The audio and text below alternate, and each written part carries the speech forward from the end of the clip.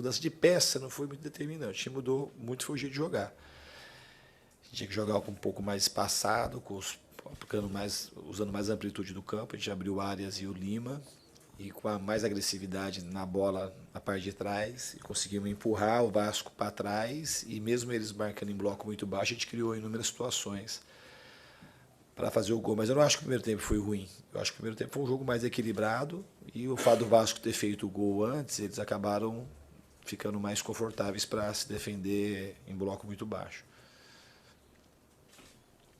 Em relação também que você falou da prioridade, eu não entendi muito o que você falou da prioridade. Não é, o time jogou na terça-feira, tinham 4 dias para preparar o time, e eu não tenho muito de mesclar. Eu achei que naquela ocasião era necessário, eu já tinha falado isso na entrevista passada, naquela ocasião eu achei que era necessário a gente preservar um pouco mais alguns jogadores pela sequência, pelo jogo em Fortaleza, o campo ser muito ruim, muito duro, o calor, e a gente tinha uma partida contra o River, mais a viagem, a gente chegou de madrugada, a gente correria o risco de ter jogadores importantes sem estar na sua melhor condição para enfrentar o River. Não é o caso de hoje.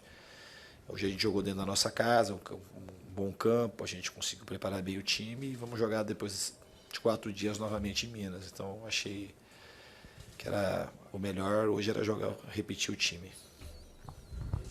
Diniz, boa noite. Bruno Castanho, Web Sport TV. Você falou que gostou do primeiro tempo, mas hoje a gente viu um Fluminense errando muito passe no primeiro tempo, coisa que normalmente não acontece. E no segundo tempo você faz uma mudança, você fala também não muito tática, mas você abre o Arias pelo lado direito, bota o John Kennedy na última linha, né, também, e cria muito por aquele lado direito ali. O que faltou, né, para você conseguir, daquele lado, principalmente com várias chances, conseguir fazer o gol da vitória e sair, né, com os 3 pontos hoje? Hoje não, eu não falei que a mudança não foi tática, a melhora do time foi de ordem tática. Eu falei que não foi por causa de mudança de jogador. Né? A mudança tática que eu acho que permitiu que o time tivesse mais volume ofensivo e criasse mais oportunidades de gol. E a bola não entrou, a gente não sabe explicar. Qualquer explicação hoje não tem. A bola passou várias, a gente teve 3 centroavantes, 3 caras que faz gol nos últimos 20 minutos do jogo. E não sobrou, não teve.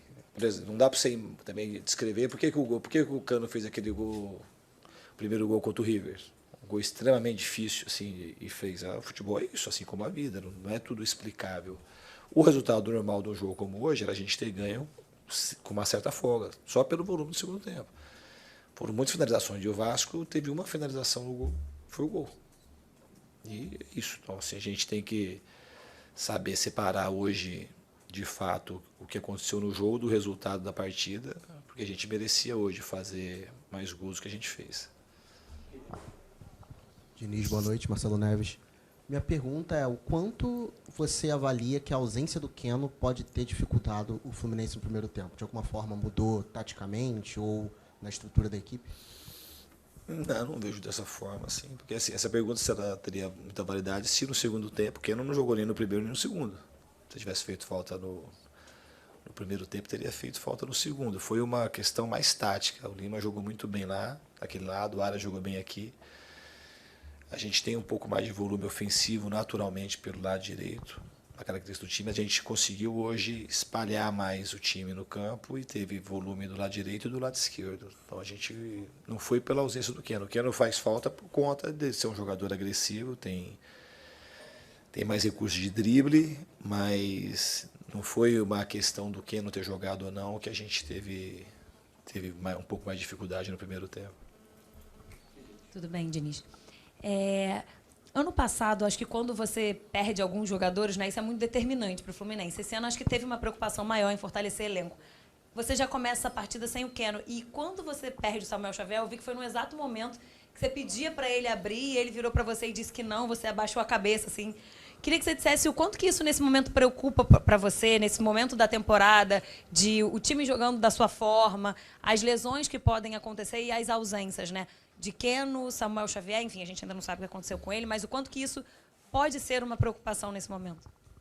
A gente espera, ninguém quer que o jogador lesione, a gente quer contar com todo mundo. A gente tem um índice muito baixo de lesão. O Samuel Xavier não machucou no jogo, ele se preservou. Ele estava sentindo incômodo e saiu. E já aconteceu isso com ele, não é a primeira vez. Então ele talvez fique fora de mais um jogo.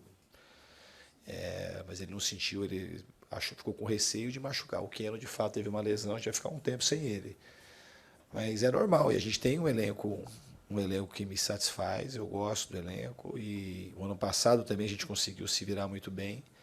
Então eu não estou preocupado com a questão das lesões, porque eu acredito muito no trabalho que a gente faz, que a gente vai continuar machucando um pouco o jogador e vai saber levar bem a temporada. Boa noite, Diniz. Você já volta a campo na quarta-feira contra o Cruzeiro, um time que está embalado no Brasileirão. Já dá para projetar esse duelo? E se pegar o Cruzeiro assim, vindo de 3, 4 bons resultados no Brasileiro, na liderança, vai ser uma dificuldade a mais? O time que tem confiança, pelo momento que eles estão vivendo na temporada, a gente sabe que é difícil jogar lá. Mas no Brasileiro não tem jogo fácil. É um jogo difícil atrás do outro. A gente tem que preparar bem a equipe, estudar bem o Cruzeiro para poder fazer um bom jogo lá. Gabriel Amaral, Raiz Tricolor. Diniz, falar sobre o assunto Fábio, não necessariamente sobre o goleiro que vem atuando bem pra caramba, mas sobre a questão do erro dele no início do jogo, né? O gol que você falou que condicionou. Fábio, no ano passado, ele teve um erro assim, né, contra o Atlético Mineiro, mas ele também teve um erro contra o Olímpia, parecido, com o Abel Braga treinando. E aí, a gente já viu que eu estava vendo umas repercussões, algumas pessoas já colocaram: o Diniz, olha o goleiro saindo tocando, já tomou gol de novo. Eu não queria entrar no mérito do Fábio ter errado ou não, porque eu acredito que você já falou sobre isso 200 vezes, que o seu goleiro sai assim, que tem mais possibilidade até de, num chutão, ele tomar o gol. Mas eu queria entender melhor como você se estrutura nesse ponto. Essas críticas, você acha que é exacerbado só porque a você vai virar pauta a questão do Fábio, como não virou, por exemplo, ano passado, na questão do Abel? E isso influencia de alguma maneira na sua estrutura de time ou não? Muito pelo contrário, influencia sempre positivamente. Eu não sou um cara. Eu acho que isso é uma coisa tão pequena para discutir. O torcedor pode achar. Vocês que são jornalistas, procura quantos gols o Fluminense fez, que a bola passou no pé do Fábio, aí faz uma média. Vai ver o tamanho da goleada, vai ser a maior goleada, mais do que essa que a gente já fez. Agora, se você não quiser que nunca nunca só jogando. O cara tem que tomar de decisão. Pô. Isso é uma questão de educação. As pessoas querem. A gente não quer. E eu acho que talvez alguns, principalmente torcedor, assim, que mistura um pouco, mas o torcedor ele tem todo o direito de fazer, mas as pessoas do mundo do futebol e os jornalistas que fazem análise, então eu acho que um recado. A gente quer uma coisa infantilizada que sempre dê certo. Eu não faço uma coisa, não tem nada na vida e no futebol que sempre vai dar certo. Aí você fala assim, aí aconteceu, putz, não pode ser jogando. Muito pelo contrário. Se tem algum mérito do meu trabalho, é saber separar. Agora, porque senão assim, a gente quer que as pessoas melhorem, a gente quer coisa melhor, quer um futebol mais bonito, quer um futebol mais legal, mas a gente não quer, a gente quer igual criança, quer que tudo dê certo o tempo todo. Tem que acertar sempre. Então o Fábio errou. Eu falo mil vezes, erro não é fracasso, erro é erro. E esse erro vai ser muito bom para o Fábio, vai ser bom para mim, vai ser bom para o Fluminense. Para algumas pessoas assim que não têm convicção, aí isso podia desestruturar. A mim, absolutamente. Eu sei do que eu estou fazendo, a gente sabe por que errou. E o Fábio, aí vocês acham que a gente consegue empurrar o Vasco para trás, fazer 5 gols no River Plate, e não tem nada a ver com a saída. Não tem nada a ver.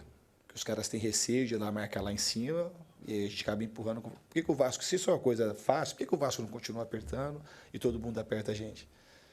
Que é o que todo mundo sabe que é uma coisa que a gente está treinado para sair, porque é mais difícil apertar a gente lá. Eventualmente vai acontecer. Então a gente não pode imaginar que nunca vai dar errado.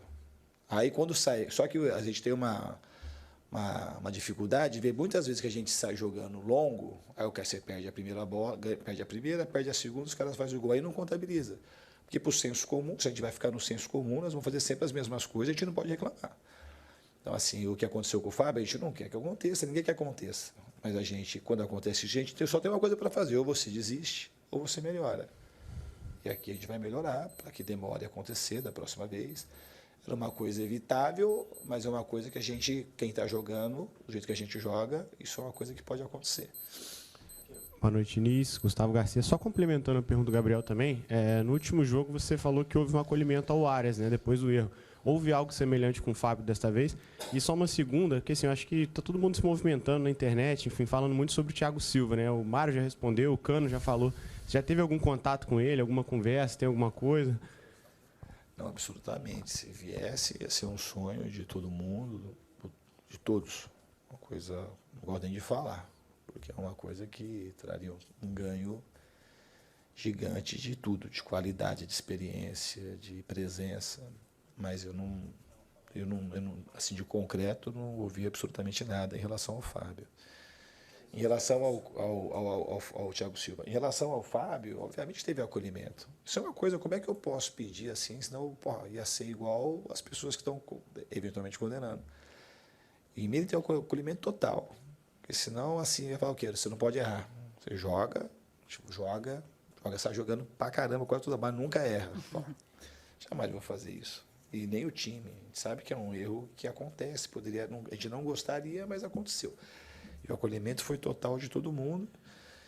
E, infelizmente, o gol acabou determinando o resultado de empate, mas a gente teve inúmeras chances. Se a gente tivesse feito um placar de vitória, como foi com o Atlético Mineiro, isso passaria mais despercebido. Porque quando ganha, como ganhou com o Atlético Mineiro, que dia a gente fez 5 gols, foi 5-3, a gente praticamente não foi nem não teve esse tipo, acho que não teve nem pergunta na coletiva em relação a isso. Então a gente pergunta porque o gol ele acabou sendo determinante no placar final.